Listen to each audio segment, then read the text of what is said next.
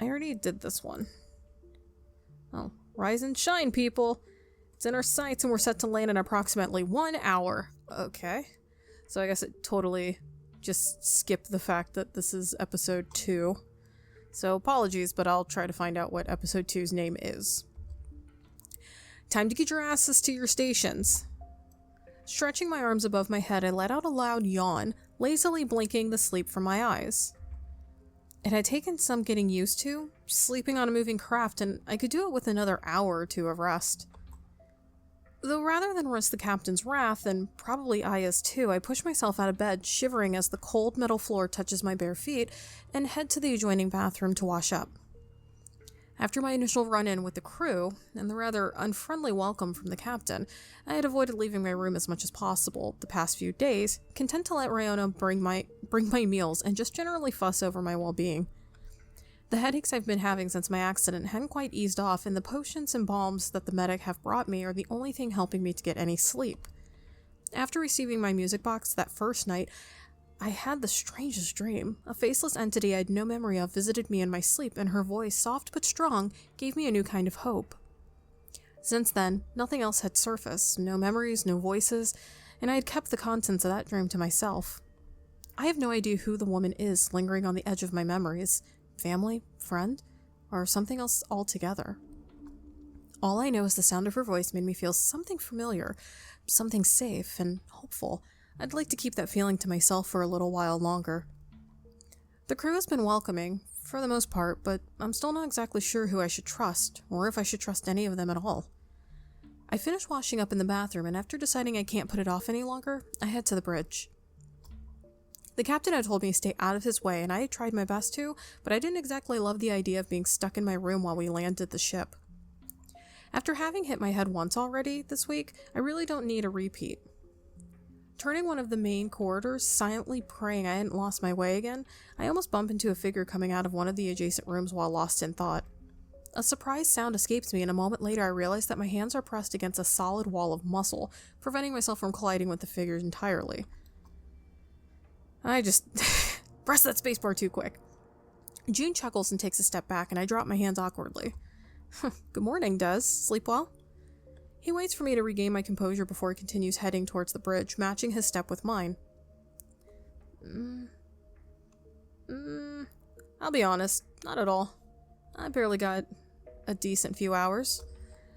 I think someone must have slipped something under my mattress. It was all lumpy and uncomfortable.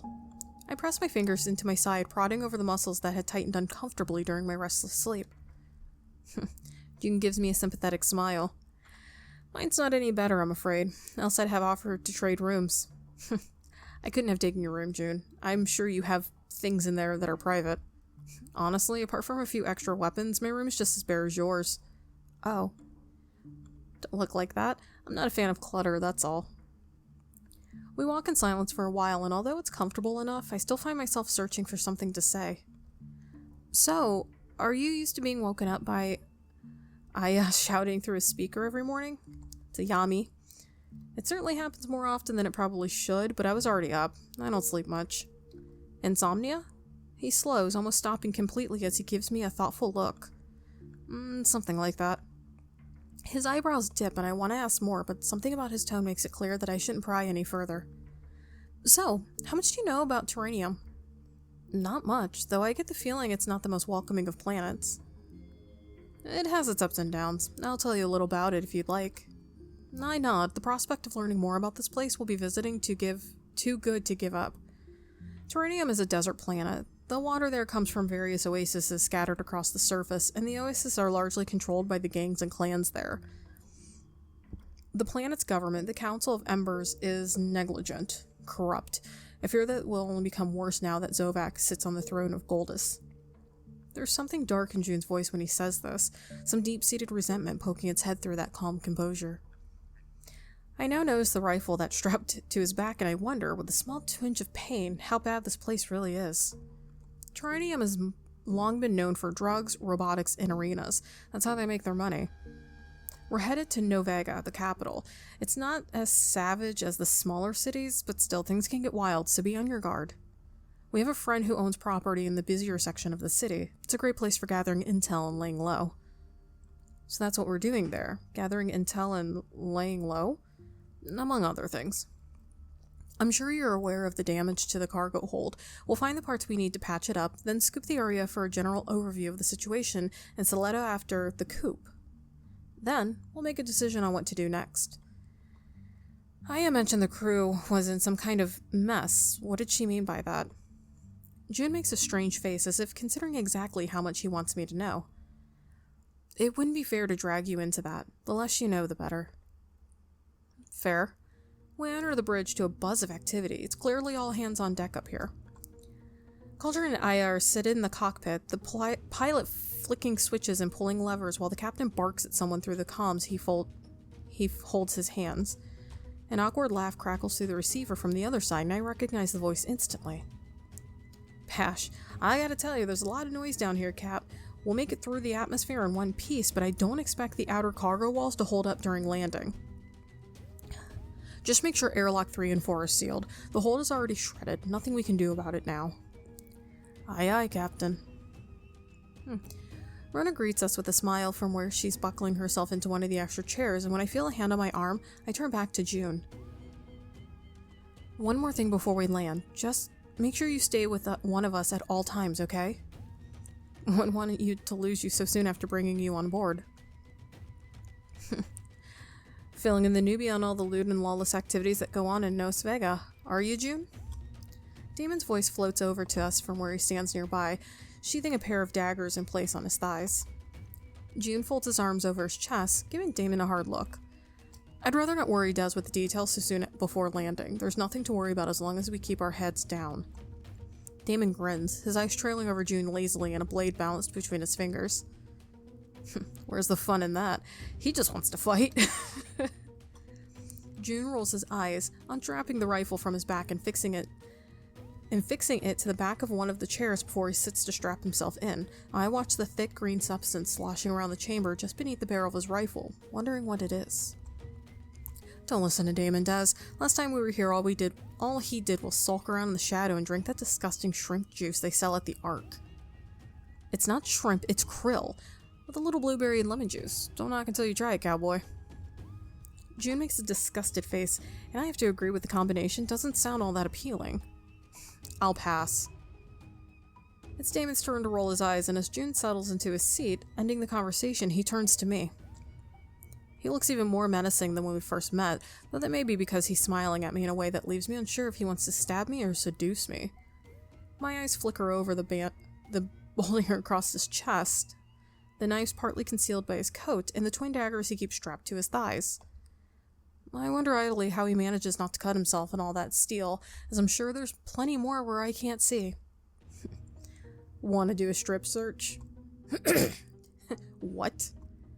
Stop torturing Des, Damon. I don't know how it's possible, but Damon grins even wider, his head cocking to the side. In a moment, Trigger Happy. Des and I have some business to conduct. Oh? I panic, my chest seizing while my mind ticks over what exactly he means by business. While I'm sure you had a conversation worthy of perfectly pleasant brunch with June, I highly doubt the cowboy told you of half of what goes down on Teranium, so walk with me. I thought we were all supposed to, strap in and get ready.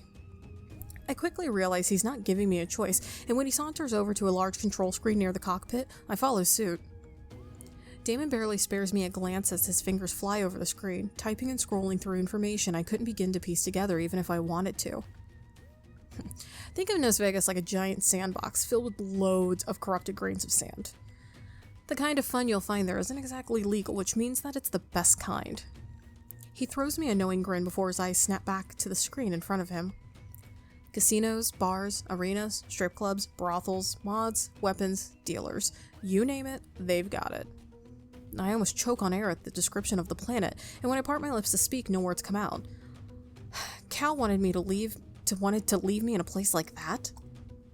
I know what you're thinking. What kind of man is the captain to ditch a lost, lonely traveler in a place like that? Am I right? How does he keep doing that? I don't reply, but I'm sure my slack-jawed, disbelieving stare tell Damon everything he wants to know. He chuckles a little, and I'm glad at least one of us is amused by the situation. That sounds dangerous. Wouldn't be fun if it wasn't. This would definitely just be the party planet for him. I'm gonna just gather from this. I bite down on my tongue to keep from answering. His definition of fun is certainly an interesting one.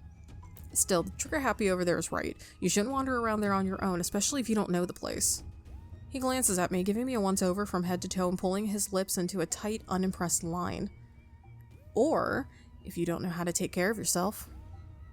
I can take care of myself. Damon huffs a laugh, and I swear I hear him mumble cute under his breath. I'd like to see that, newbie. In fact, I may even pay to see that, although I'm sure the cowboy would have a thing or two to say about it. I do nothing but narrow my eyes at him, to which he replies with a dark grin, as if that was the exact reaction he was hoping for. Anyway, I'm not your babysitter, and I don't particularly care what you do or don't do while you're down there, so take this just in case.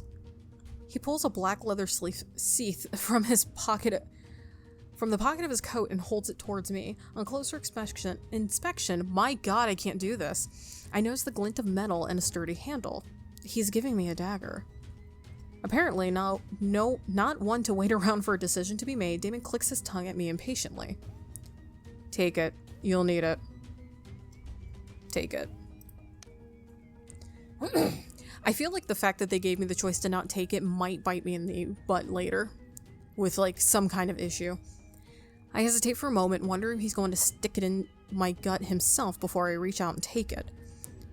If what I've heard of Las Vegas is true, it doesn't sound like the sort of place I should be wandering around unprotected. Damon cocks a dark eyebrow, a gesture that makes me wonder if he's surprised I took the dagger at all. Do you know how to use it? Stick them with the pointy end? You got that right. Try not to kill yourself with that, will you? I don't need another reason for the captain to be on my back. Damon, how are things looking on your end? Cal's deep voice cuts our conversation short, and when I turn towards the cockpit, his attention is still firmly fixed on the controls in front of him. I would question if he's noticed my presence at all, having not received so much as a glance from him, but I don't think anything escapes that man. The radar's coming up clean, no active patrols in the quadrant for the time being. Oppo has the yard clear for landing. We're good to go. Ayami? We're coming into orbit, switching autopilot off to prepare for landing. All stats are looking good despite the, well, you know. Sebastian. Would it kill you to call me Bash like everyone else? Sebastian. A sigh crackles through the receiver, following by Bash's voice once again bright and bold. Engines are A-okay. Let's get busy. Damon snickers beside me, shaking his head before he pushes me towards an empty chair and sits me down. Does he even hear himself? I'm pretty sure Damon likes me. He's gonna keep acting like a tough guy. But I feel like something might happen later. I raise an eyebrow as he straps me in, securing the belt around me in place and pulling twice to ensure they're firm. Thanks. Damon winks at me in answer, stepping away once he's happy I'm securely fixed in place. Everyone, take your seats. We're about to enter Teranium's atmosphere. The sound of metal groaning catches my attention when Damon takes the seat next to me, strapping himself just as the ship lurches and rumbles. Leaning forward as far as my strength will allow, the beige-orange mass of Teranium surrounds us. The vivid neon lights and the unusual buildings of Las Vegas grow closer and closer as we approach our destination. Ooh. When we descend the loading ramp, the first thing that hits me is the heat. Not the balmy kind of warmth you'd find on a summer's day, but the scorch of fiery engines and hot metal. The late afternoon sun hangs low in the sky, and a metallic, oily scent lingers in the air. I wrinkle my nose at it, surveying my surroundings. We're on a landing strip in what looks to be some kind of junkyard. Scrap metal piles up on either sides of us, broken down robots, rusted, old hovercrafts, outdated droids. A graveyard of poor, unwanted things. It's a relief to step onto solid ground after the past few days in space, and I toe the dirt beneath my shoe, kicking up a small cloud of dust as I do. Following behind the group, my eyes drift idly over the piles of junk surrounding us, until my gaze falls upon a serving pod, an older model by the looks of what I can see of it, laying half buried within a pile of rusted limbs, metal arms, legs, and torso thrown haphazardly into a pyramid. I stepped toward it, its eyes black, one cracked right down the middle, staring into mine and its mouth opening and closing slowly like a dying goldfish. A shiver runs through me and I find myself feeling oddly sorry for the machine, left lost and alone among the skeletons of its own. Someone grabs my arm and yanks me aside roughly, and I see immediately what they're saving me from impaling my foot on. A piece of metal scrap lays half buried in the sand, its jagged edge poking up ominously through the dust. Be careful. I didn't think you even cared about me, so what the hell's the difference to you? You're basically trying to abandon me here. Cal gives me a hard look, his face scowled into an expression of pure annoyance. Thanks. I mutter a thanks to the captain, though wonder why I bothered when he merely turns and keeps walking. I mean, I'm gonna keep being nice to him, I'm not gonna be, like, flirty, but I'm not gonna try to make him angrier at me than he already is. I don't know why exactly, but he seems even more on edge on the ground than he did on the ship. Well, he knows how dangerous this place is. I get the impression he's not too fond of the planet. I can't stop myself from scowling at his back as we walk along, the clouds of dust growing thicker around us the further we get. June told me I should stay close to someone while we're here, and after hearing about the planet, I agree with him. I'd feel more comfortable if that someone was... I'm just gonna keep picking Damon. I fall into step beside the assassin, who gives me a once-over and raises a dark eyebrow. Don't tell me you're expecting me to look out for you while we're here. Not really. My eyes narrow on him, feeling slightly foolish for thinking that he, of all people, would care about what happens to me here. I can look after myself. Good. We don't have to walk much further until we're greeted by a scaled, lizard-like being who smiles and spreads their arm wide to welcome us. I break away from the group a little to get a better look at our host. Welcome, my friends. Oppo is so very, very happy to see you again. Cal steps forward first, a rumble of impatience hanging thick in his words. Skip the pleasantries, Oppo. We're here on business. Oppo drops their arm, surveying Cal with an almost fearful look. I don't blame them, really. The captain is an intimidating man. No, he's a dick. Yes, of course. Do you have the parts? Right over here, Captain. Cal strolls over to the pile of metal Oppo directed him towards with Damon in tow, while Aya steps forward to give Oppo a much friendlier greeting. Have things been around here, Ope? She smiles up at the lizard, who towers above her and makes a non-committal kind of sound. Bad. Very bad since Chimera took over power. Oppo barely gets enough water to keep the club running, now that they have control of the console. Every oasis on the planet is under their order. Aya's eyebrows dip, her expression shifting to one of pure horror. Zavak gave his clan control of the Council of Embers. Yes, the old counselors, executed. Many of the arena fighters have been taken from the planet, made to serve in the king's army. Oppo fears bad things are coming, to all planets. June frowns, and I can't help but notice Oppo shy away a little, having only just noticed he was there. I fear you might be right, Oppo. The Council of Embers. I ask Bash, who's standing beside me, and he whispers back his answer. The Council of Embers are Teranium's government. Every planet has one. The Council of Ions on Teleria, the Council of Iron on Crusa, and the Council of Essence on Orion. There was also the Council of Pearl before Calypto was destroyed. All of them answered to the Crown Council on Goldus, who in turn answers to and advises the Monarch. The Monarch, Zovak. Bash makes a face, and I wonder if it was the wrong thing for me to say. Most would argue against his claim. The monarchy has always been passed down through the royal Pegasus family ever since its creation. Zovak fought his way to the throne and took it by force. He's a ruthless man, and his clan, Gamer, are just as bad. While June and Aya carry on their conversation in hushed tones, I feel a hand on my back as Bash steers me toward Oppo, hailing them with a wave of his bionic hand. Oppo, I want you to meet Des. The encounter looks me over, their beady eyes blinking rapidly and their forked tongue darting out from beneath their pointed teeth. Mr. Bash has brought Oppo a new slave, yes? Oppo, no. This is our new friend. And they're not slaves. They're employees. Yes. Employees. That's what Oppo said.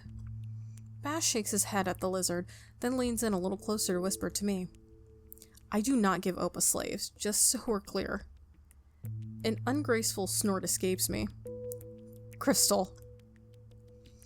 I feel a nudge on my arm, and when I turn, Oppo's beside me, teeth bared at a pointed smile. You will come and work for Oppo, yes? Better than slumming it with the Astrometer crew. It's Andromeda, Oppo. How many times have you been over this? Oppo blinks at Bash once, and then twice, ignoring him completely as they turn back to me. A spot just opened up in Oppo's club. Very popular tourist destination. Oppo will give you a good price. No need to worry. Back off, Oppo. This one's with us. Oh, now I'm with you. You were gonna dump me off. What happened? Who talked to you? Aya or Damon? Because those are the only two that really knew this was happening, I think, if I remember correctly. Cauldron shoulders his way past the Arcus standing between us and blocking me from Oppo's beady eyes. I can't see Oppo's reaction, but I hear the reply come from Cal's other side. Yes, Captain. At once. How much for the parts? 2,000 credits. 2,000? Cal leans in and says something to Oppo in a harsh whisper I don't understand. I realize after a moment that he spoke in another language entirely. Eh? For you, Oppo will take 400, and Oppo's junkers will install the parts for you, free of charge. Cauldron leans back and crosses his arms over his chest, looking awfully pleased with himself. You go to the club while you wait. Show your new friend our hospitality here in Nos Vega. No chance. I'm staying with the ship. Come on, party pooper. The ship's in good hands, isn't it, Oppo? Yes, Oppo will take good care of it. Calderon looks unconvinced, though he heaves a sigh despite his hesitation, and Aya gives him an excited clap on the back before she turns to me. We are going to have so much fun. I don't feel like we're going to. Something bad's gonna happen. The streets of Nesvega are a minefield of neon lights, tiny shop fronts and stalls, and all manners of creatures roaming the city. It doesn't take us long to reach our destination, stopping outside a large, odd-shaped building with a fluorescent sign on the front reading The Ark. The bar we enter is crowded, overflowing with humans, Klyptons, Arquettes, and some species I've never seen before. I can't even pronounce some of these species because I suck at that. The crowd in here is so diverse, so colorful and unique that I can't help but let my eyes wander. A small group of them hides away in a corner to the back, low hisses and chirps the only thing to be heard among their heated discussion. Waiters hurry through the crowd, dressed in tight, dark outfits. Most look human, with a varying degree of bionic alterations, synthetic limbs, cybernetic enhancements. Some of them even look more animal than human. A couple of stand out among the crowd, their gills shimmering brightly with some sort of fluorescent substance. That's the race that I chose. And it's weird that no one would notice me or understand who I am, because I'm still here thinking I'm part of the royal family, so I don't know. Maybe I'm overthinking it.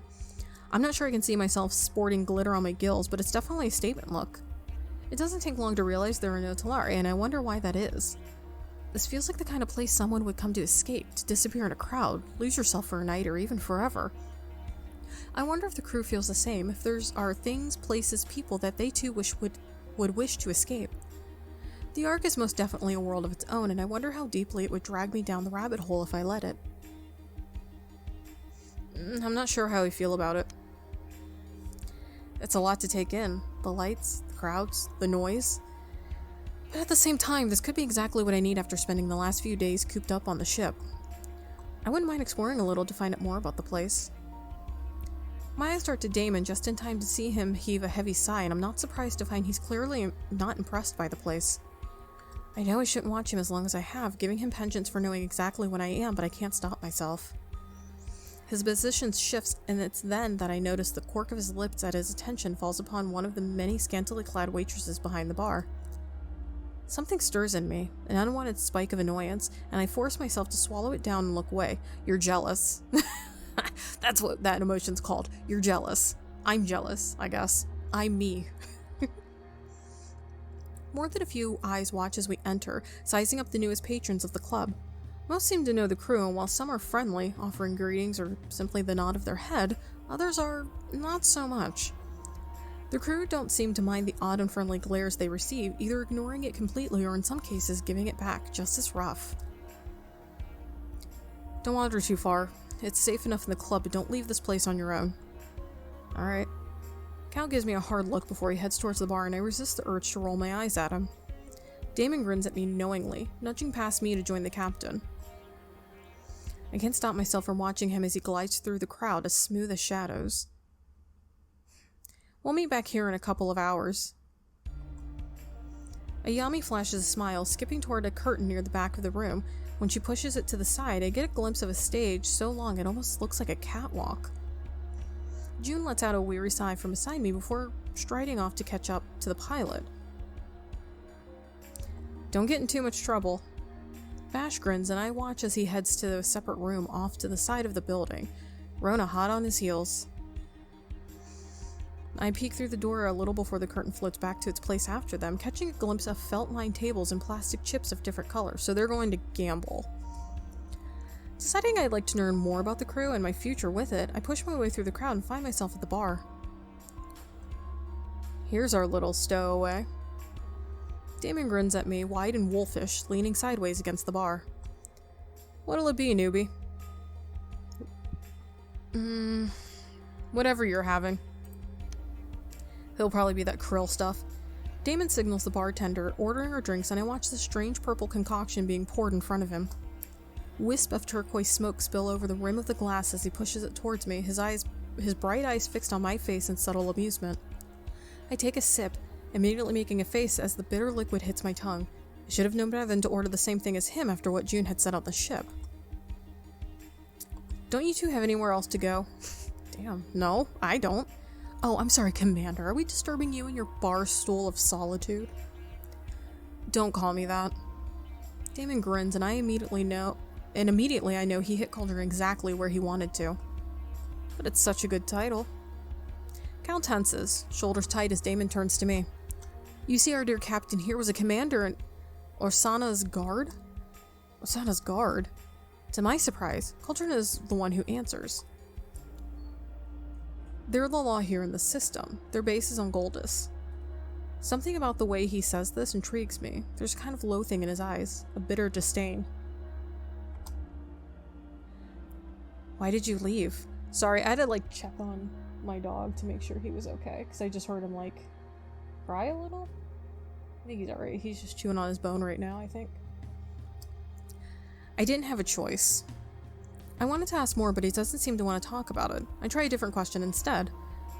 Did you know the royal family? Not really. I was stationed in the city, the Bronze District mostly. That's where they hide the street rats of Stilave, stick them in factories and work them till they bleed. Cauldron gives Damon a look, though the later only shrugs and takes a long drink from his glass. What? I can't give the newbie here a little background on the planet we snatched her from?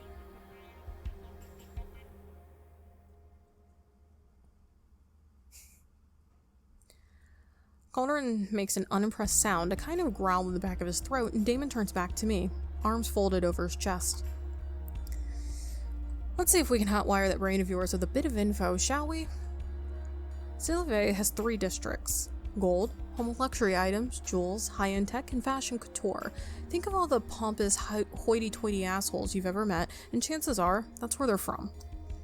I resist the urge to glance at Cauldron and think Damon notices by the knowing glint in his eyes. Silver, technology and trade.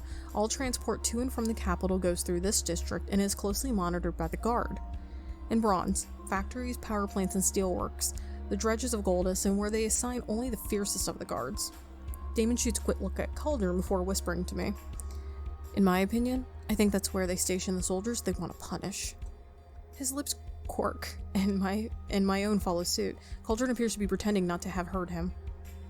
All citizens of the capital work and live in these districts. For the glory of Goldus, as they say. Bunch of bullshit if you ask me. He raises an eyebrow, scanning my face for something only he knows. Does any of this strike a chord with you? I shake my head. None of it sounds familiar. Maybe I'm not from Goldus after all. God forbid you end up being from Cursa. Alright. My planet breeds warriors, I'll have you know. Oh yeah? What happened to you then? Damon grins wolfishly, his steady gaze sizing up the captain in a way that has him narrowing his eyes into thin slits of blue. Come closer and I'll tell you. Sounds like a threat. Coulter rolls his eyes, clearing his throat for good measure. Last I heard, you detested your planet. Why defend it now? You want to talk about detesting planets? You look pretty content to sit on your ass instead of trying to find a way back to yours. Moms must be so worried about their precious golden boy. And let's not forget that. Watch your mouth. Or what, Cal? The mood around us grows thick, tension heavy, hanging heavy in the air. Are they gonna fight? I almost decide to head off and find someone else, leaving the two of them to their argument until Cauldron lets out a heavy sigh. I don't want to talk about that. Damon bangs a fist on the bar in front of him, and it's the first time I've seen him genuinely angry. Aren't you the one always telling me to talk about shit? We have more important things to worry about. The fact that Cal hasn't fully snapped at Damon surprises me, and I wonder about the nature of their relationship. Fine, suit yourself. They turn away from each other, both of their shoulders tense. I want to say something, but before I can find the words, I notice Damon staring at me, freezing me in place with that cold, cold stare. Let's talk about something else, shall we? Or rather, someone else. A sense of foreboding settles in my stomach. I'm not sure I like the way Damon grins when he says that. Looks like we have a dilemma on our hands. What exactly are we going to do with you, newbie? The captain rolls his eyes and clears his throat, cutting to the chase. What, buddy? What, buddy? What? Alright, I think I gotta let my dog out, so I will be back.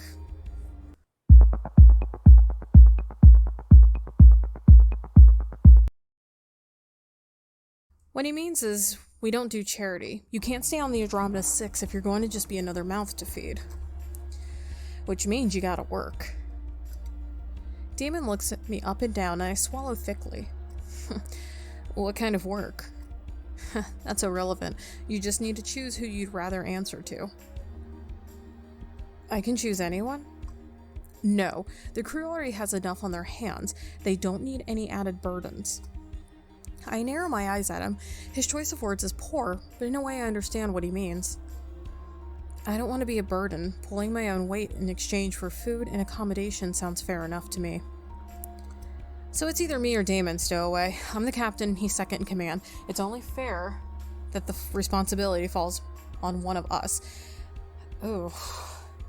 See, that's going to be difficult for me because I feel like either Damon or Aya stood up for me and went to the captain basically saying, don't throw her away or don't leave her on the planet, because both of them knew about that situation. Damon claims in the last episode towards the end that he went and talked to Cal.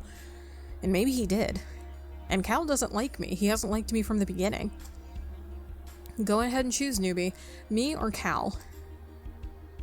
Cauldron growls a little at the nickname, but lets it slide for the time being. Oof.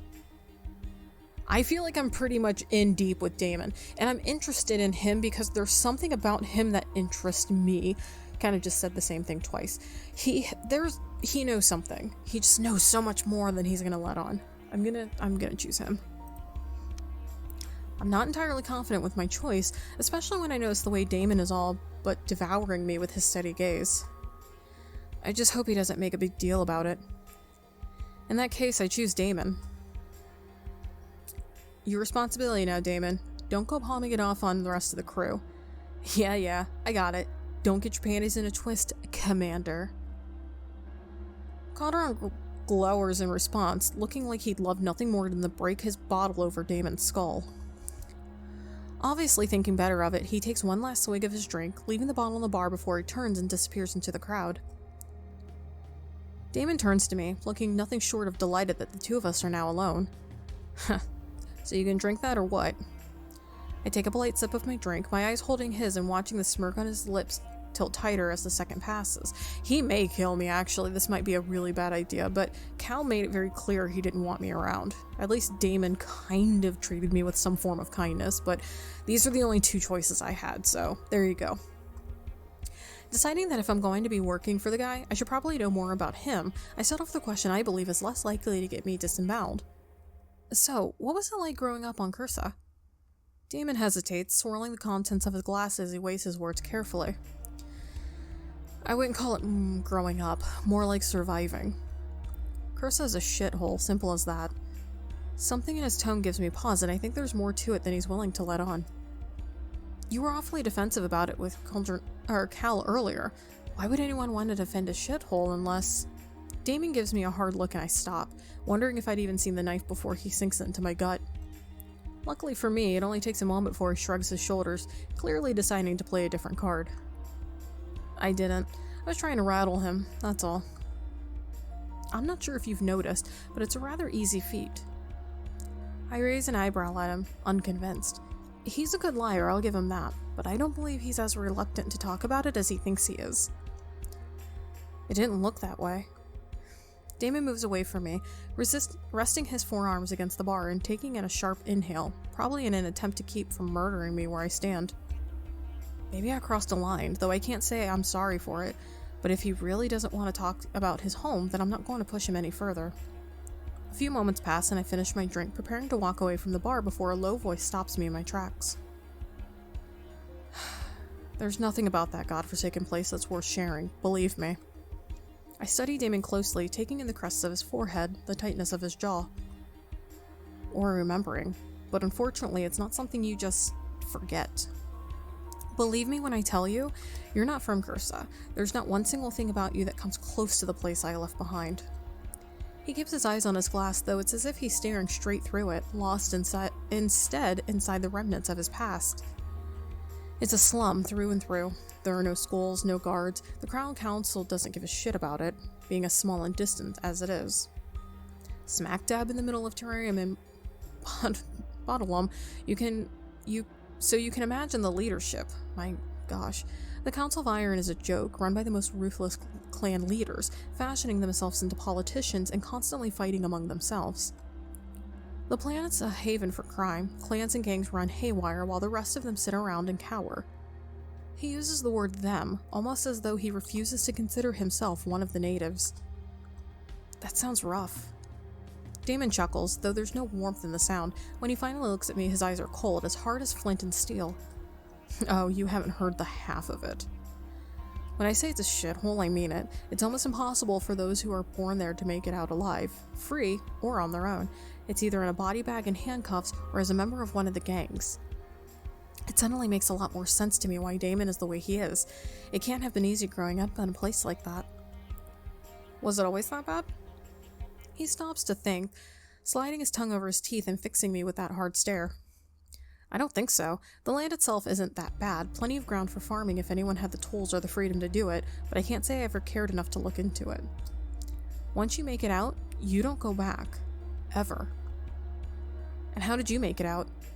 None of your business, newbie. You've asked more than enough questions already. His eyes are sharp, and a pang of hurt hits me. I only wanted to know more about him. Forget I asked then. My bar stool scrapes along the ground as I push it back, intending to ignore him and head off into the club. Oh, cut it out. I don't get why you care so much. It was just a question. I care about my friends. Calling him my friend seems very... that seems weird. I don't know. Oh, because I feel like all of these are, of course, going to be reason for certain things to happen. I care about my friends, it's just a question. You know what, let's just go the whole deep end here. He tries to put on a tough front, but I've caught glimpses of what's behind that mask, and I know there's so much more to him. I care about the people I consider friends. Friends? That's all. He's not smiling, but the glint in his eyes holds a barrel of amusement, and it's a struggle to keep my own face straight. Damon lets out an ungraceful snort at my stuttering and breaks our stare with the wave of his hand. Friends, huh? I know we're not as close as you and Cal, but... I know. Sorry I hurt your precious feelings. Thinking it's probably best to change the topic while Damon is in a better mood, I asked something else I've been thinking about. Earlier, with Oppo, what language was Cal speaking with them? That? Arcnus. Do you speak it? Roughly, enough to get my work done, but nowhere near as much as our dear Cal does. He had a fancy education and all. I just picked it up as I went. The way he said that made it clear he wasn't going to elaborate. He was threatening the poor thing, using the time we had to bail them out as leverage. Threatening. Have you ever really seen him do anything else? You're a curious thing, aren't you? His soft smile takes me by surprise. I had never expected to see anything so gentle from him. Perhaps it's the alcohol loosening him up. If that's the case, I might as well take advantage of it. Does that mean you'll let me ask another question? I'll give you one more. I have to bite down on my lip to keep from grinning triumphantly. I only have one question, so I'd better make it a good— Son of a bitch, you're gonna make me choose again? Okay, you won't. God. What happened to your family? Are they still on Cursa? His eyes go hard, obviously not expecting that topic of all things. That's 2 questions, newbie. His voice is rough, and for half a second I think he's going to get up and leave until he rolls his neck and fixes me with a hard stare. No family. No one left behind. No one that cares back home. His voice is neutral, almost uninterested, and somehow that hurts more. I don't know if I have a family, if there's anyone waiting for me wherever I came from. I have no clue, but actually knowing that you have no one, that's worse on so many levels.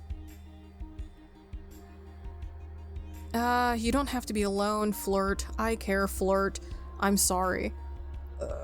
Just say I care. This one seems like you don't have to be alone. It seems way more intense than I would want to come on. Just say I care. His words settle on my skin like gravel, grating against me uncomfortably. Because I feel like if I say I'm sorry, it's kind of like making him feel vulnerable, and it seems like he doesn't even like that.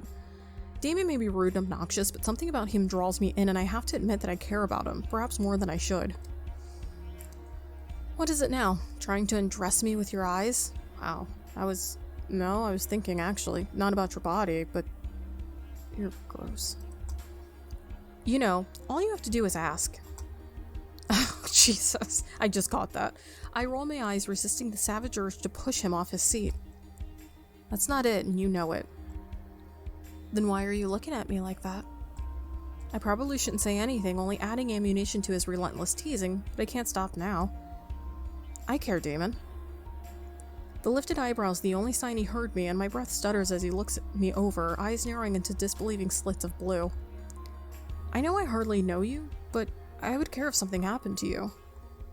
Damon's face shifts, revealing that half-crooked grin that sets my skin on fire as he leans closer, his eyes lazily searching mine. You would. The scent of lemon and blueberry hangs between us, his breath warm on my face as he leans closer still. Ah, we're drinking krill. Ha!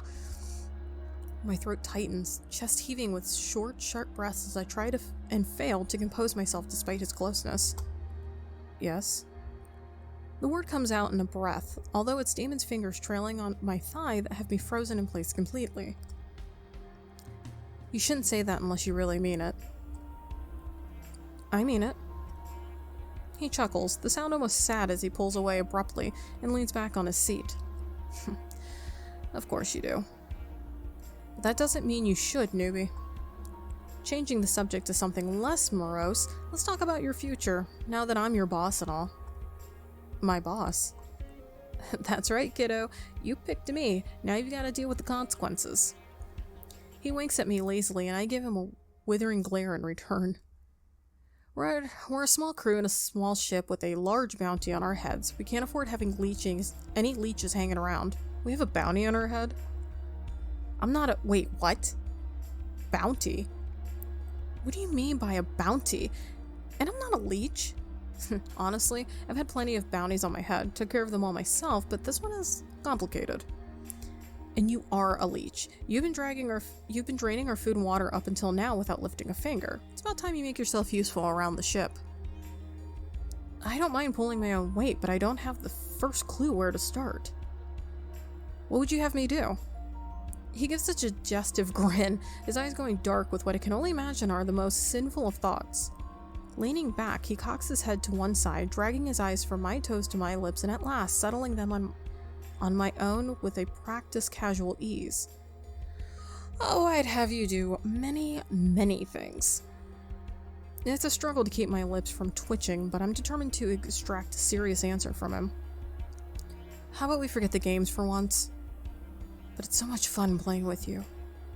I let out an impatient breath, rolling my eyes and desperately trying to hide the fact that his words are rubbing me in the wrong ways. Please be serious. Sighing, Damon drinks the last of his drink, his jaw clenched tight as he thinks it over. Maybe you'd be up for a little bounty hunting. I could show you the ropes, you know. 150 ways to kill a man with a spoon and all that jazz. I let out a snort, rolling my eyes at the very idea. Bounty hunting? Don't you have to be a mercenary to get access to that data? Yes. Yes, you do. I stop abruptly, the shock hitting me like a brick wall. That's what you all are? Mercenaries? If you're good at something, people pay you to do it. And I'm very, very good at what I do.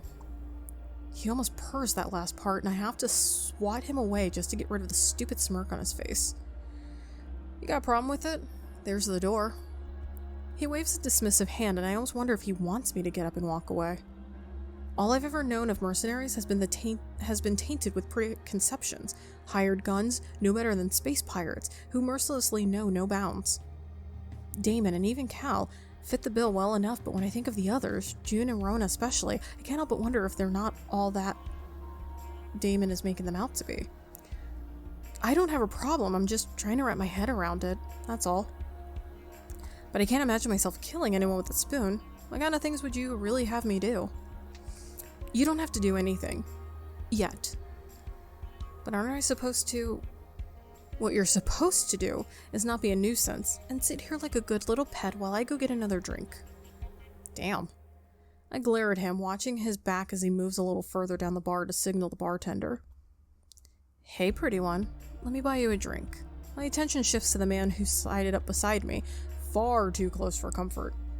He's human by the looks of him, though 2/3 of his face and both arms have been replaced by bionics, and his voice has a strange metallic echo to it.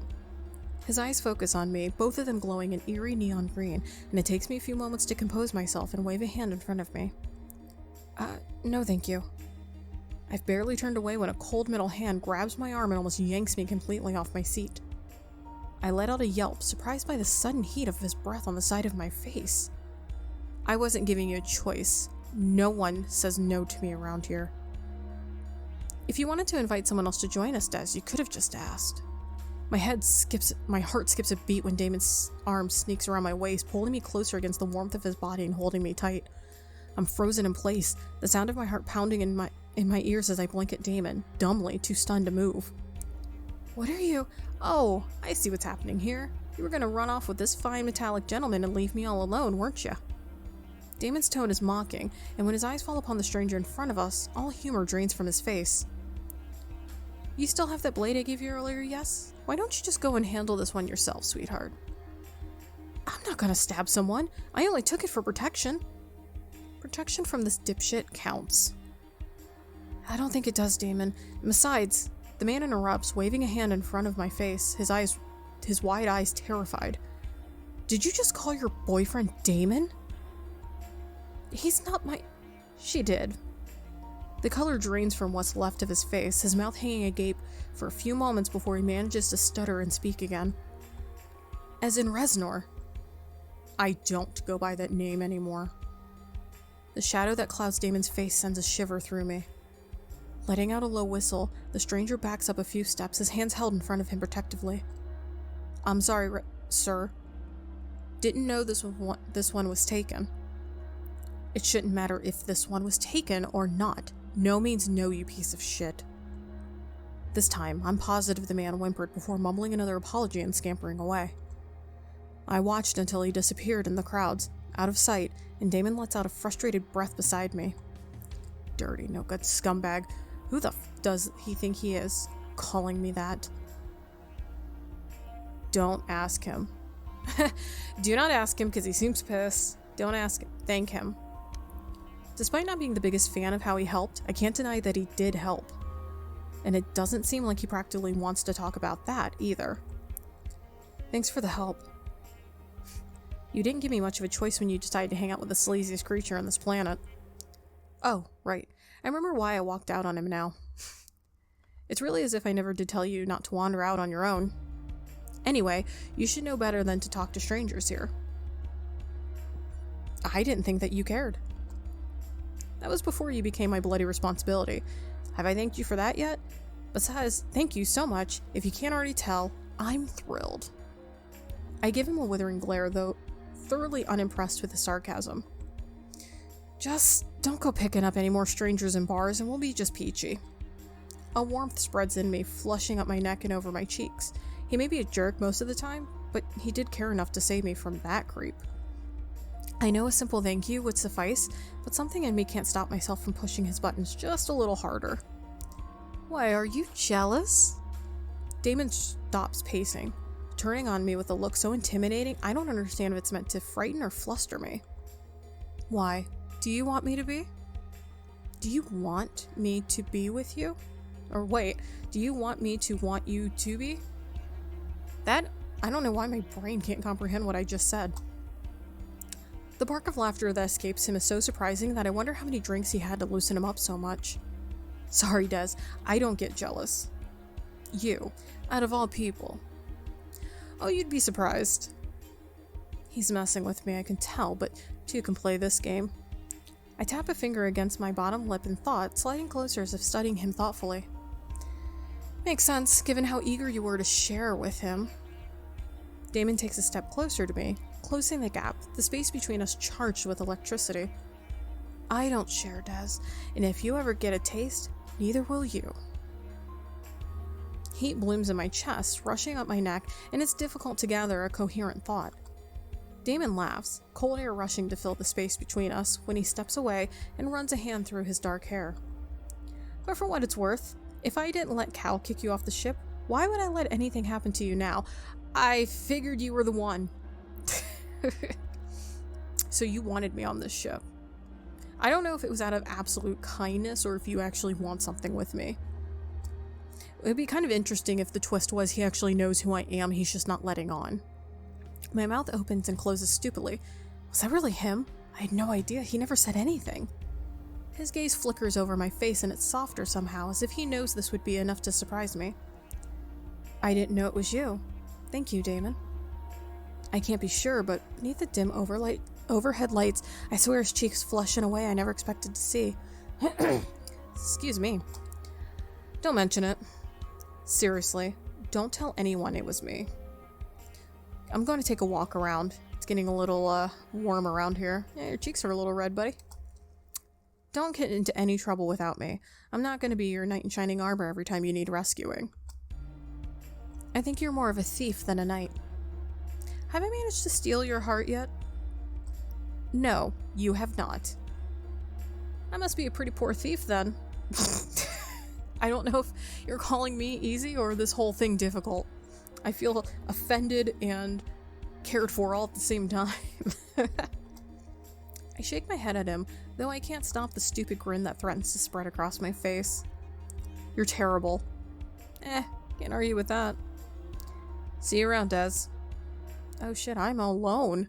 Turning away from the bar, I'm drawn to the shouts floating my way from the room at the back of the club, followed by a round of loud cheers. I thought I was not supposed to be alone. I make my way through the crowd, sliding around a dark and dodgy-looking dance floor before I push aside the curtain to the back of the room and freeze. It's a strip club! Aya, please come down from there. You're going to break something. Lighten up, will you? The only thing I'm breaking is hearts. What is... Surveying the scene in front of me, it doesn't take long for realization to dawn, and with the shock of what exactly is going on. Hidden at the back of the club, behind a dirty red curtain and a crowd of sleazy patrons, is a strip club.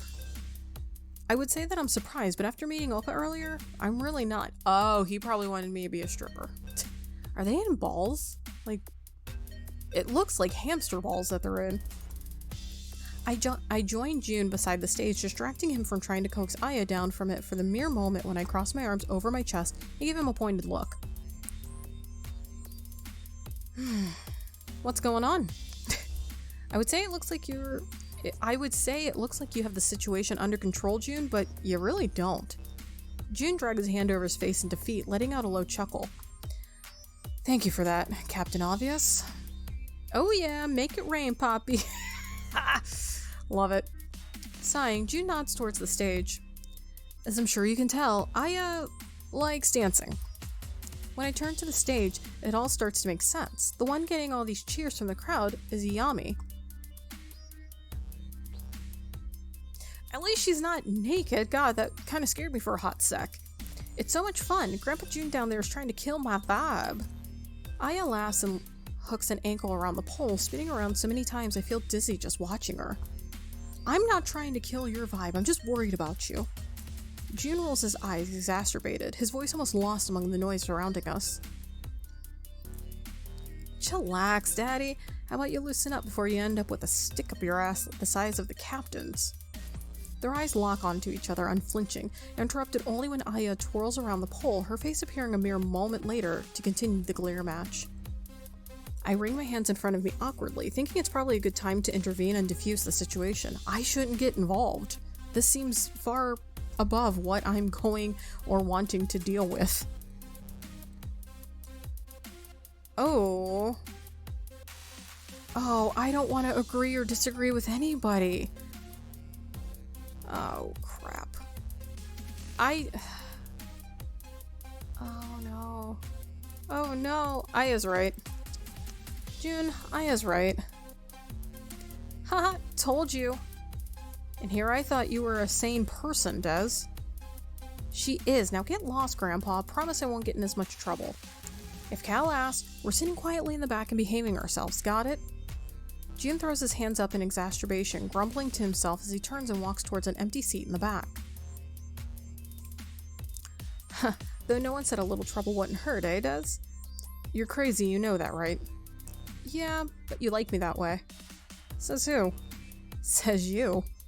And hey, you sided with me willingly. That I did. It just seemed like she was having too much fun to try and stop her. And honestly, I don't think she would have stopped even if we begged her to. Ayami doesn't seem like the kind of person to just roll over and take anyone's orders. With a christeningly laugh, Aya twirls around the pole, stretching her legs until she lands a perfect split, making the crowd around us hoot and yell. How do you even do that?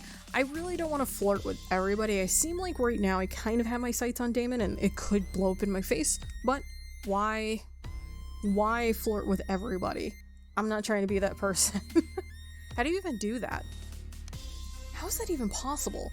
Like, how do we even do that? And honestly, I can't do split to save my life. It's not that hard, it just takes practice. I'm sure you could do it if you wanted to. Everyone could. Well, maybe not June. He's too uptight for this much fun. He was just worried about you. I know. There's nothing wrong with going wild every now and then. We've all been through a lot, you know? It's clear they all carry a certain amount of baggage. You just don't become a mercenary for no good reason. She seems to act very carefree about it all and doesn't seem to mind my questions as much as some of the others. Taking her eyes off me, she pulls herself up and flips upside down on the pole, somehow holding herself up with just her legs. A woman next to me chokes on her drink when Aya winks our way. I'm pretty sure it was meant for me, but whatever gets her through the night, I suppose. Sliding slowly down the pole, she flips back up, cocking her head at me.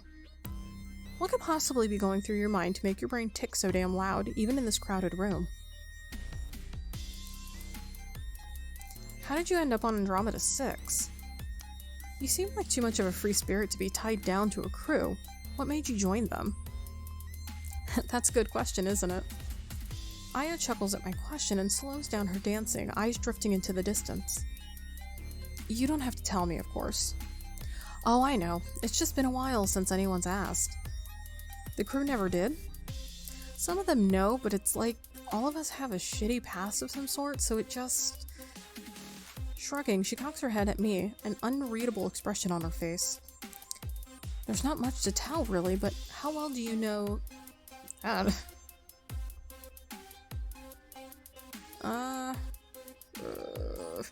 Not much. This might be a long one. Honestly, not much, I think. Not many people do these days. It's almost like they already forgot how it was destroyed. It was destroyed. I thought it went supernova, that it wore itself out. It's complicated. I'm not saying we didn't have a hand in its demise, but, well, no use crying over spilled milk, I guess. It was a grand planet, a surface covered in water, great lakes and oceans brimming with extensive ecosystems of bright and lively fauna and flora. There were a lot of people, and the little land available was soon crowded with peeps like yours truly, and moving underwater was the only way out. Our species has always been keen with science and stuff like that, so a lot of things were created while they tried to come up with a way to live properly underwater. Oxygen masks and water purifying techniques were only a couple of examples of what was created in this process. Eventually, they created a substance that allows them to live underwater, and part of the people volunteered to move, and a whole new and big city flourished down there. With the years, we adapted, and we started being born with gills on our necks, allowing us to breathe underwater without the need for any substance. Unless you're a half-kit, of which there are many, then you're shit out of luck in that regard. Those who lived under went beyond even, with webbed fingers and toes, bright jeweled-colored skin, membrane over their eyes, full-fledged space mermaids equipped to survive even the deepest of waters. And then they needed a substance to be able to live on land, as they were fully adapted to water. What about you? Were you one of them? I had family under, but I was too young to be a full-out mermaid. Wasn't it Bash that was talking about space mermaids or something? I wonder if this was what he was referring to. I wanted to ask if she wished she could be one, but the forlorn look on her face keeps me from uttering the words. I hate to pry into something so achingly personal. Those stupid, cocky idiots thought it'd be okay to push an unknown substance without the proper research, to bid by the dumb king's request. For what? For nothing. Something bad happened, and I can't help the twinge of guilt in my stomach as I ask her for what. Aya, what happened? She doesn't answer me right off the bat, staring into the distance while letting her body spin around the pole. It doesn't even feel like we're in the middle of a crowded room anymore. My heart aches, and a pain I imagine doesn't even come close to hers, that part of me that will always be connected to the Kipling homeland, already anticipating the weight of her next words. The world seems to slow down around us as she talks again, painfully so. Our oceans boiled. Sea life died. The kids who refused to move to land died there. Earthquakes ravaged everything. The temperature rose to a ridiculous level. We were dying of heat stroke, landslides, drowning, hunger. People killed each other, Des. It was chaos. Pride tossed aside, our lasers sought out help, and yet no one bothered to help us. Closed doors and backhanded offers is all we got. And it was their fucking fault. If humans had never discovered that substance in the mines, if they hadn't paid the Kips to run tests on it, if the Solari hadn't shut their damn doors on us, then maybe. Maybe. I have no idea what to say. Ayami's knuckles are white from how tight she holds the pole, eyes cast to the side, brimming with unshed tears. I know there's nothing I can do. It kills me, but all I can hope is that she'll get better, that I can be there for her when she needs me. But still, my heart aches for her. I wish I could do something to help. Anything. How else am I supposed to react to that? And the fact that I can't even remember what happened to my own people? Words of apology flow from my lips before I even make sense of the storm of feelings inside me. I'm sorry. Her eyes dart back to mine at my words, confusion sprawled across her features. You have absolutely nothing to apologize for, Des. If anything, I'm the one who should say sorry for going overboard with the details. I just meant to tell you a bit about them and me, and well, sorry. Calderon does say I tend to get touchy with the topic, but I hate telling him he's right. The forlorn look in her eyes hurts me. I don't think she's got touchy with it. It's not an easy subject. I understand why you got emotional. You shouldn't blame yourself. Thanks. I mean, I know that, but most of the kids don't get this anymore. It's been a while. It makes no sense to dwell on the past so much. Would you rather forget about it? Aya takes her time to answer. I can almost see the conflicting thoughts running through her head. I don't know. With a sad smile, I get the feeling it's best to leave the topic for now. My own memory loss might make me get touchy and emotional over that. I am sorry, but don't tell him I lost it, okay? It seems like she's about to turn around and go back to dancing, but I can't let her go without saying something. The weight of her words still sits heavy on my chest, suffocating me. You don't have to apologize either. And if you ever need someone to loosen up with, count me in. I know. Thanks, Des. But Aya, how do you survive? Now that's a cool story, but I'm afraid we'll have to save it for another time. Aya winks at me before turning back to keep dancing, calling out to me over her shoulder. Can't really spill all my tea in such a crowded room, can I? I guess not. And with that, she turns back around, jumping on that pole like a second nature. I take a few steps back and keep watching as she twirls around, having the time of her life. That is until her face shifts to sheer anger and she stops dancing and starts yelling at someone in front of the stage. Hey, no touching, asshole! Before I even figure out what happened, a warm hand lays on my shoulder. I advise you to go somewhere else now. But she... Don't worry, you can leave that to me. You don't want to be in the way when Ayami gets mad. Trust me. Staring at his earnest smile, I can't help but believe him. Aya's a feisty little thing. I do feel sorry for whoever dared messing with her just now. Waving my goodbye to June, I turn around to continue exploring the club while he pushes his way through the crowd towards Aya. I wonder if he's mad at me or if we can still, we'll still have a good relationship. There's only one... So, thinking about it now, I probably should put a disclaimer that that's a strip club scene upcoming. There's only one place in the club I haven't been yet, and I'm curious to find out how Bash and Ryona are amusing themselves. Sliding around the dance floor once more, I've almost made it to the curtain separating the final room from the rest of the club when I feel a sharp, pointed nail tap me on the shoulder. Oh.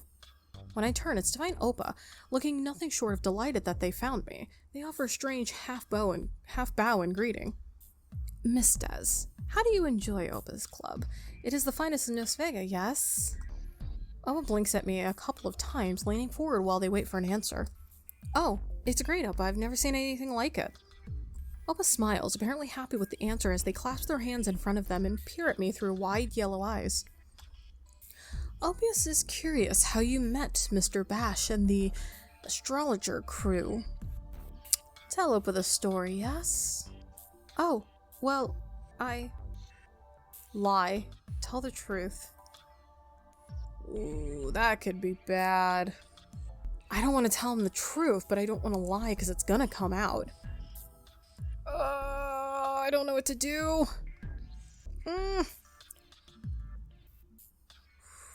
But if I tell the truth, would he know something? Ooh, this could be dangerous. Oppa seems harmless enough, so I don't know why I couldn't tell him the truth about how I ended up on Andromeda 6. Now that you just said it like that, now I feel like I needed to lie.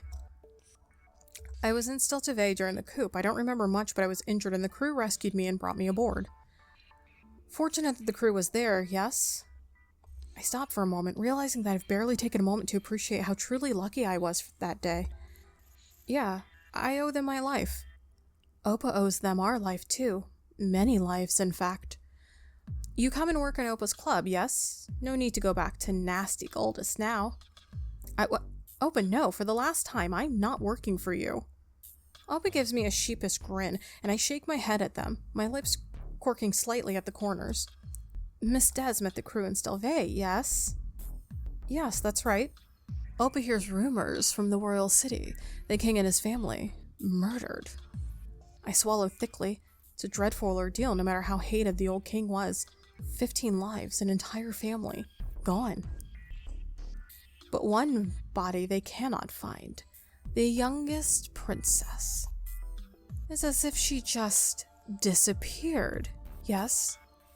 I was really hoping he would give me information. Maybe I'll think, I don't know, maybe he knows that I'm that princess. Oppa's eyes narrow, and they look at me intently. Very curious. You think the princess is still alive? Oppa thinks if she was alive, she should hide far, far away. The Upser would not let live a threat to his throne. How would one recognize this princess? If they saw her, that is.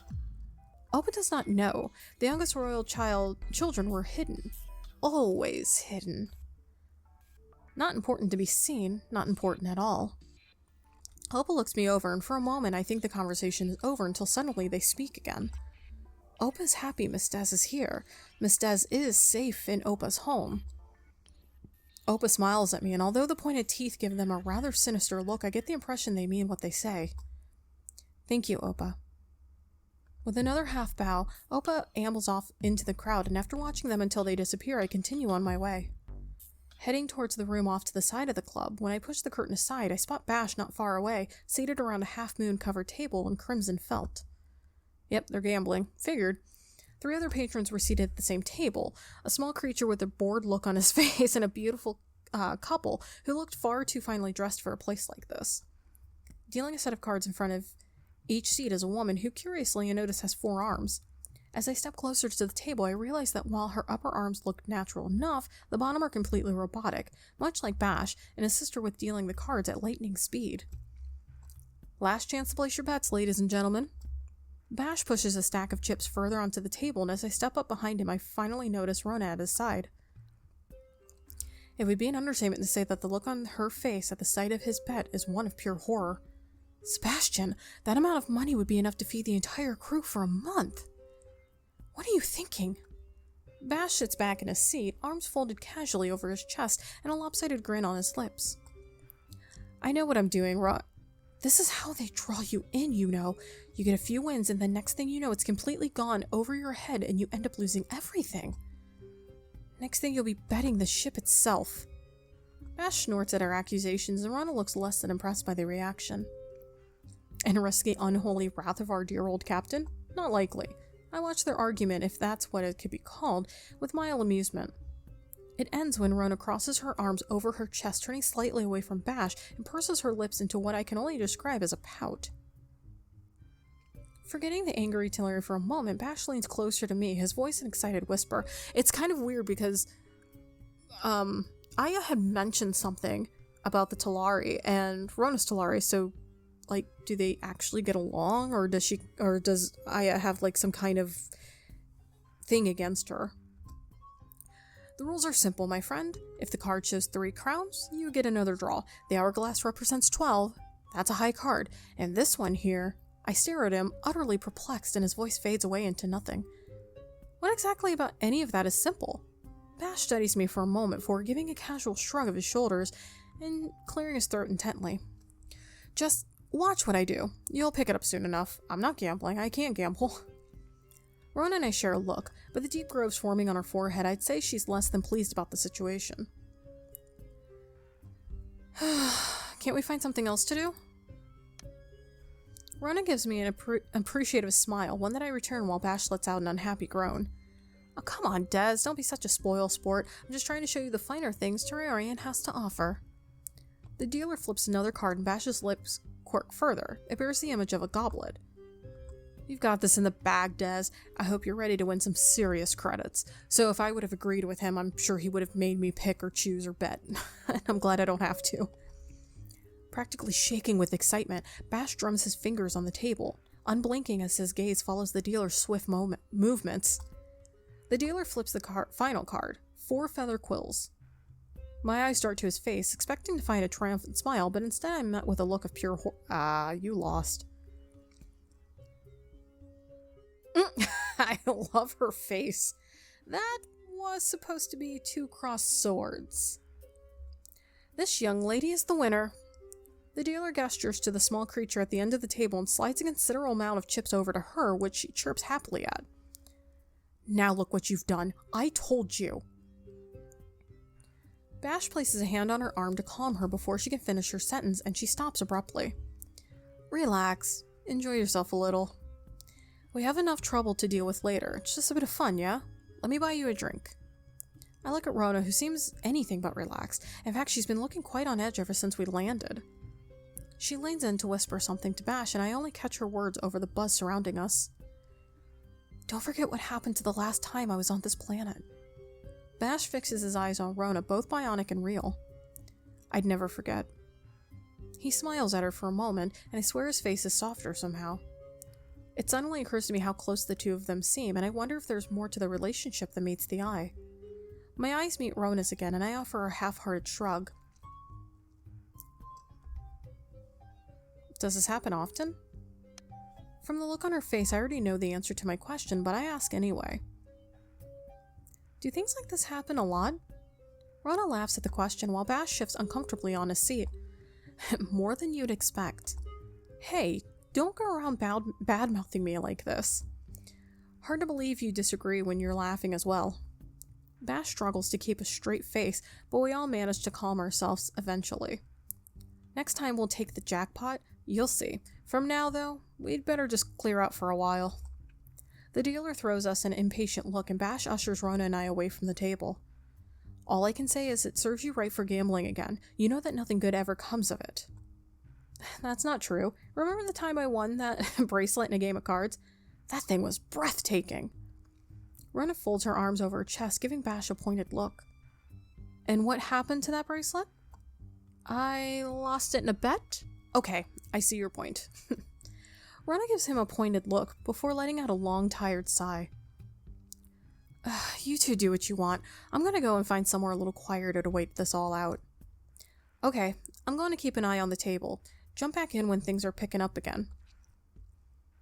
Stay with Bash. I'm gonna stay with her. I'm starting to feel a little overwhelmed in the casino. Finding a quiet spot with Rona sounds like more appealing right now. I'm gonna go with Rona. It's a little too much in here for me. Stretching his arm over his head, Bash smiles at us. See you later then. Look after each other, alright? With a wave of goodbye, Bash darts off, most likely in search of another table to join. Shaking my head, I turn to follow Rona as she makes her way across the room and back through the club. When we exit the club and step onto the streets, I can't say it's any quieter than it was inside, but at least it's easier to breathe out here. Rona turns to me, a sheepish smile tilting her lips. This place suffocates me a bit. If you want to go back in, you're welcome to. I wanted to spend some time with you. It doesn't matter if it's in here or out there. Or out here. Said that backwards. I glanced down the street at the vendors selling their wares in wooden stalls and the various fruit carts sending plumes of scented smoke into the air. It's just as crowded as it was in the club, with all sorts of people rushing back and forth, and from our spot leaning against the front wall of the building, we take it all in. Rona smiles at me, and I can tell she's glad I came along. I'm sorry if I seem difficult, but sometimes I feel like I don't fit in anywhere. You may not have noticed, but there aren't exactly a lot of Talari on this planet. Almost none, in fact. I had noticed. It would be hard not to, but I can't say that I understand why. I'm sensing there's more to your story than you've told me. Why did you really leave Talarian? Rona silently holds my gaze as if deciding how much she should tell me. After a moment, she bites down on her lip, her bright yellow eyes fixed on the dusty ground between us. My childhood was very strict. My father is a member of the Council of Eons, Talarian's ruling government, and my mother's director of Kenem, the largest medical facility on the planet. As I'm sure you can imagine, these are incredibly demanding and powerful positions. Rona wrings her hands together nervously, as if waiting for some kind of reaction, but all she can do is watch how her luminescent skin wanes when she speaks, growing dimmer by the second. They didn't have much time for me when I was growing up, but I was still expected to behave if they were always watching because, well, there was always someone watching me. I had to be the perfect daughter, dedicated, well-mannered, disciplined, but it felt like I was a prisoner. She lets out a soft sigh, fixing me with a worried look. Don't get me wrong, I love my planet, but the beliefs many of the Talari have there are backwards. We used to help those who needed aid, but more often than not, travelers are being turned away and the Talari are closing themselves off from the rest of the world. Ah, okay, this is where the stories collide. She gives me a sad smile, as if apologizing for saying too much. We used to be better. I wanted to be better. That's why I left. And you joined the Andromeda Six crew? Not quite. That happened a few years later. I traveled with a group of Talari called the Archangels. We went from planet to planet offering aid where we could. But She trails off, handshaking at her sides as whatever memories she's been trying to ward off before now crash over her. Her face falls. In an instant, she covers her mouth with a hand, her eyes squeezed shut tight. I step forward to put a comforting hand on her shoulder, feeling her body shake with emotion. I'm so sorry, this planet brings back a lot of bad memories. I'd rather not talk about it right now if you don't mind. That's perfectly fine, I understand. Can I do anything? Do you want to go back to the ship? If this place holds such bad memories, it may be better for her to be somewhere more comfortable. I can take you back to the ship if you'd like. Rona sniffles, wiping her eyes with the back of her hand and giving me a watery smile. I'll be alright. No need to cut the night short because of me. I appreciate the thought, though. Thank you, Des. Rona takes a deep breath to compose herself, looking around the street, and I'm relieved to see that she's feeling better. I think I'll go and have a drink with Bash after all. I should probably apologize for being so hard on him earlier. I don't think he took it too harshly, but I'm sure he'd enjoy your company. She beams at me, her delicate features glowing under the light of the moon. We should... Before she finishes her sentence, two men walk past, their eyes visibly narrowed on the pair of us. One man, a human with corded lights weaving through his skin, steps uncomfortably close and growls in Rona's face. F off, Talari, bitch. We don't want your kind here. They are not welcomed on this planet. The other one, a kid spits at our feet before the two of them stroll off, shoulders pulled back and chest puffed as though they own the very ground they tread. Don't get in a fight. This is not something we're gonna do. I don't dare breathe a word. I can only imagine what the captain would say if the two of us ended in a brawl outside the club, the very place he told me not to go. Having only just secured my place as ace on the A6, I'm not a fan of losing it now. Just 1 minute. How dare you speak to us like that, you unwashed She don't give a damn. Rona! What the hell did you just say to me? Nice to see you're deaf as well as dumb. Or could it be that you can't take it as well as you can dish it out? He points a grubby finger in her face as he advances, his eyes reduced to two slits of eerie neon blue. Listen, lady, I'm not above smacking those words right out of your mouth. Rona folds her arms across her chest defiantly, raising one perfectly pale eyebrow at him. I'd like to see you try. Oh hell. Is there a problem here? My blood runs cold at the sound of the dark grass behind us, and when I turn to find out it's June staring the men down, his face thunderous and cold. Any glimmer of kindness is gone, replaced instead by a look I've never seen on him before, and I can't say why, but something about it terrifies me. When June moves in front of Rona and I, shielding us from the strangers and his friend, all I can see are the muscles of his back and shoulders tensing through his clothes. He almost seems bigger somehow, though I know that can't be possible. You think you can take us on, pretty boy? The man sneers at June, his lips pulled back from straight white teeth until the kid slams a hand on his friend's shoulder, pulling him back and whispering a terrified voice. Not this one, man. He's one of them. The man gives his friend a quizzical look, eyebrows raised in annoyance. What are you? But when he looks at June next, his eyes grow wide and he backs up slowly, one foot behind the other, his mouth opening and closing like a goldfish. Another second later, and the two of them are scrambling down the street, almost falling over each other in their desperate attempts to disappear into the crowd. I let out a breath of relief, though when I look at Rona, her face is still twisted in anger I've never seen from her. June stands firmly fixed to the spot, the only sign of movement the way his shoulders fall and rise with short, shallow breaths. June? I step toward him, hand outstretched and my heart pounding in my ears. My throat tightens uncomfortably, a wave of unwarranted nausea and terror snaking through my veins. Whatever those men had seen in June, it had shaken them to the core, and I wasn't so sure I wanted to know why. When he finally turns, the ghost of his easy smile slides back into place, though it doesn't quite reach his eyes this time. I let out a breath I've been holding in, my shoulders slumping as relief floods through me, and it's as if I finally remembering what had brought him here. June's eyebrow dip in worry. I was looking for the two of you everywhere. We need your help inside. It's Iyami. Ah, crap.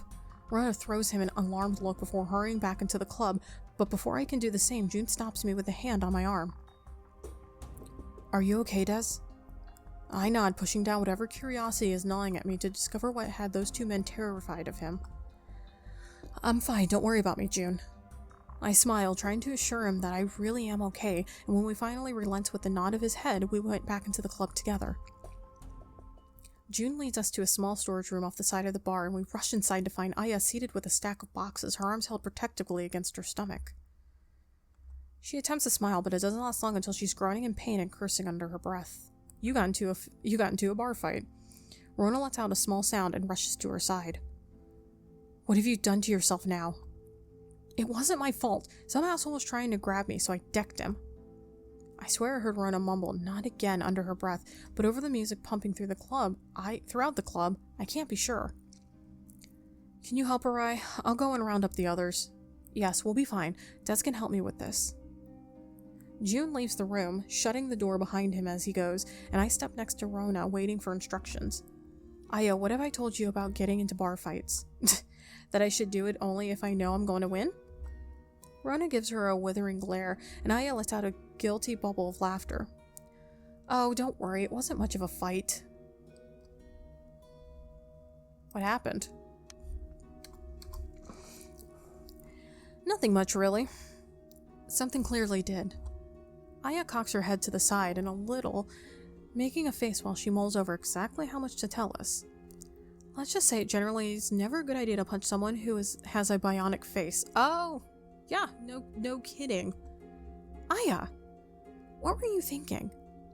Aya shrugs, the silver tips of her hair falling casually around her shoulders. That I wanted to shut the prick up? Aya bit back a string of curses as Rona took her hand and flipped it over to check the damage. So where's the guy now? Probably off crying in a corner. Pretty sure I gave his tin can a nice dent. A kind reminder not to touch people like that. I thought June broke you guys apart. Oh, he did. Ouch. Right, take it easy, will ya? That's what you get for throwing punches in Nos Vega. I'm sorry, okay? Rona merely raises an eyebrow at her, and Aya's smile immediately slides back into place. Sorry I didn't hit him harder, that is. An ungraceful snort escapes me, and even Rona has a hard time keeping the smile off her face. How bad is her hand, Rona? It looks like it might be broken, or fractured at the very least. I'll have to run some scans to know for sure. Des, will you see if you can get me a bowl of ice from the bar? It will help with the swelling until we can get Aya back to the ship. Of course. I stand to head back out into the bar, stopping only when Aya calls out to me. And no stopping to ogle the certain wannabe assassin, you hear me? We have a medical emergency on our... Ah, she knows. Ha! On our hands. You get it? I roll my eyes at her joke, smirking before throwing her an obscene hand gesture to which only she laughs harder. Closing the door behind me when I leave the room, I start heading towards the bar in search of a bowl of ice. I lean against the counter, immediately regretting the decision when I feel the stickiness of who knows what stuck to my sleeves. Disgusted, I turn around, stopping in my tracks when a glint of red catches my eye between the sea of bodies in the room. I can't explain why, but something about that particular shade of red seems so familiar. Before I even realize what I'm doing, my feet are already weaving through the room, pushing between the dozens of people around me. When did this bar get so crowded? Oi, watch it! Sorry. I mumble an apology, too fixated on the trail I'm on to stop now. When I get a little closer, I realize that what I've been following is a shock of red hair. The man stops at the exit, looking around a little bit before disappearing through the door and out onto the street. Please do not follow him. We're alone and we've been told not to even leave this bar. My heart pumps in my chest with an urgency I can't explain, and a voice in my head whispers, follow him, over and over, so utterly relentlessly that I hear nothing else. I fall behind, desperately pushing my way through the last few feet of the crowd, growing hot and sweaty between so many bodies. When I finally reach the exit, I stop to catch my breath, looking up and down the crowded street for any sign of the man. I see nothing but the usual vendors and street food carts, but I know he must be around here somewhere. He couldn't have just vanished into thin air. Breathlessly, I pick a direction, letting my feet guide me until I'm standing out in the mouth of a dimly lit alleyway, a single street light casting an eerie glow over the broken furniture and old trash littering the ground. Deciding I'd rather not chance an encounter in a dingy old alley, I turn to head back to the club, stopping only when a noise echoes through the darkness, the sound of breaking glass. I hesitate, ears turned toward the alleyway, listening for any sign of movement. I feel the need to save. There you go. Return. Okay, we saved. With newfound determination, I straighten up and muster my courage, taking one step, then another, into the darkness. A thought enters my mind as I put one foot in front of the other. It could be a trap, and like an idiot, I didn't tell any of the crew where I was going when I left the club. I fumble with the leather sheath that Damon gave me earlier, buckled around my thigh, and pull out the dagger, holding it tight in my hand. I wasn't so sure about it earlier, but I'm glad I decided to take it, knowing that if worse comes to worse, I can defend myself. Steeling my nerves, I creep through the alley toward the source of the noise, only to find it empty. I look around, peering as far through the darkness as my eyes can manage, though all I find are shadows. Was it just a rat? Ooh. You shouldn't follow strangers into dark alleys. A voice startles me from behind, cold breath skittering over my skin and sending a shiver down my spine. But I can't turn around. I can't move, after feeling the brush of cold blade against my throat. and with a dagger no bigger than a butter knife? You're not even holding it right. He leans closer still, and when he speaks again, his voice is seductively dark grasp in my ear. Who are you, and why are you following me? I swallow thickly around the lump of fear in my throat, trying to keep my cool. My name is Des. The man behind me sucks in a breath and spins me to face him, cutting my words short. I can't see his face clearly through the shadows, but I feel his eyes raking me over and the shock dripping from him when he takes a step back and lets out a shaky breath. It can't be. No. Princess Des, you're alive, I figured. I'm gonna go to the main menu. Because I don't want to start episode 3 yet. I mean, this video is pretty long as it is. So, you're gonna see all that confusion of saving, doing things. So I did save episode 3, so hopefully when we start episode 3, it starts right at that beginning. Episode 2. Very interesting.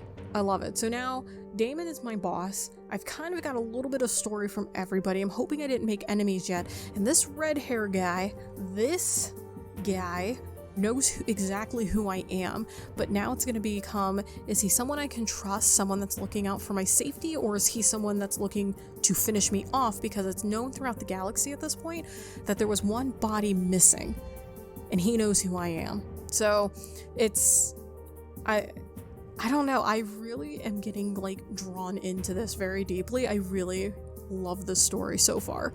And yes, I'm not going to flirt with everybody in the crew. I want to be kind. Damon seems like who I'm focused on at this point as far as like flirting, getting to know, so we'll see. I'm gonna love though if Damon and this red hair guy meet, because they both seem like the same class of people, like assassins, bounty hunters, things of that nature. So the story could get very interesting. But I'm sure you guys can tell my voice is starting to get raspy for reading for almost an hour and a half. But I hope you guys like this so far. I really do. I'm enjoying it. I'm going to keep playing it. Like I said, there's a total of 10 episodes, but I think there's only 8 released, so they're still waiting for the other 2. But I hope you enjoyed it. If you are a subscriber to my channel, thank you so much for your support. And things like this, it really does mean everything to me. And if you're new to my channel and you've made it this far, you are an absolute rock star. I appreciate hanging out with me so long. And I hope you'll take a chance and subscribe to my channel, because we have fun around here. We do some weird stuff and I want you to be part of the weird. Anyway, guys, I hope you take care of yourselves. I'm going to put a lot of disclaimers probably in this video. I hope I did at least and didn't forget, but that is me. But until next time, guys, please take care of yourselves. Know I love you, and I'll see you all in the next video. Bye.